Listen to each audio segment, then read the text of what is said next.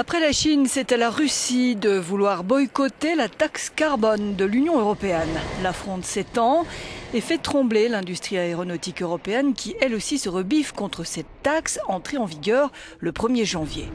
Dimanche, Airbus, 6 compagnies aériennes européennes et les équipementiers français, Safran et allemand MTU, ont adressé une lettre aux chefs des gouvernements français, britanniques, allemands et espagnols, tous pays fondateurs d'Airbus. Les signataires alertent sur les conséquences économiques de cette taxe qui menacerait leur secteur d'activité.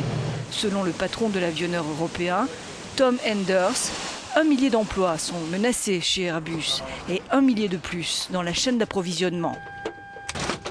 Jeudi dernier, le patron de ADS, Louis Gallois, avait annoncé que Pékin refusait d'approuver les commandes par des compagnies chinoises de 45 Airbus, dont 10 Super Jumbo A380.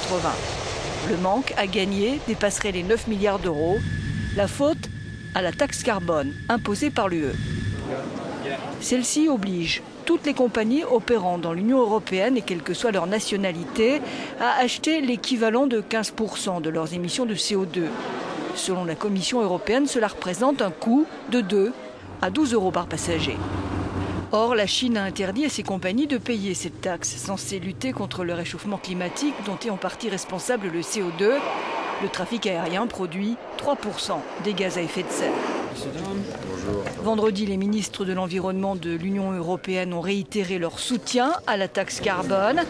La commissaire chargée du climat, Connie Hedegaard, a prévenu que l'Union européenne prendra les mesures appropriées contre toute éventuelle rétorsion.